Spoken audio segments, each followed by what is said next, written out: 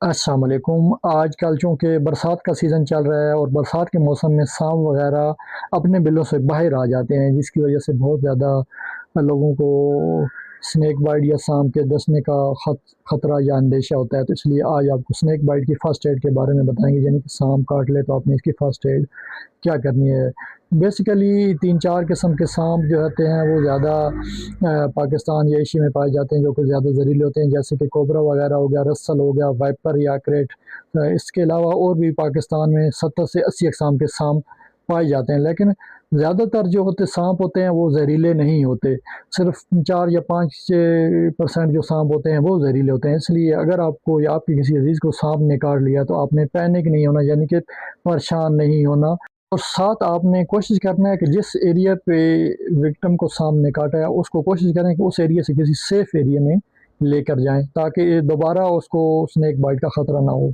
और खौफ व हिरास अपने ऊपर तारी नहीं करना, यानी कि पेशेंट को जो है ना उसको हरकत को बंद करना है। उसको जिस जगह पे साँप ने काटा है वहाँ पर आपने कोई कट वगैरह नहीं लगाना या कोई उसको रस्सी वगैरह नहीं बाँधनी। ये पुराने टोटके थे, लेकिन आजकल जो जदीद साइंस है वो इन चीज़ों को नहीं मान रही। आपने उसकी हरकत को इमोबिलाइज़ करना है, यानी कि आप कोई कोशिश करें कि कोई आपको सप्लीमेंट है तो ठीक है, नहीं तो लकड़ वगैरह से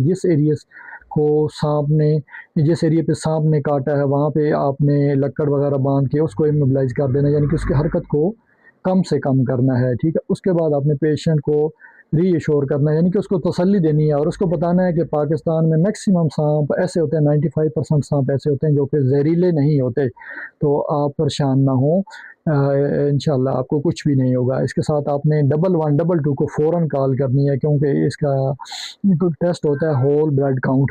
ये कि आप इसके लिए होल ब्लड काउंट टेस्ट होता है, वो बहुत ज़रूरी होता है। वो आपका टेस्ट के बाद आपकी मज़ीद तशख़ीस होती है।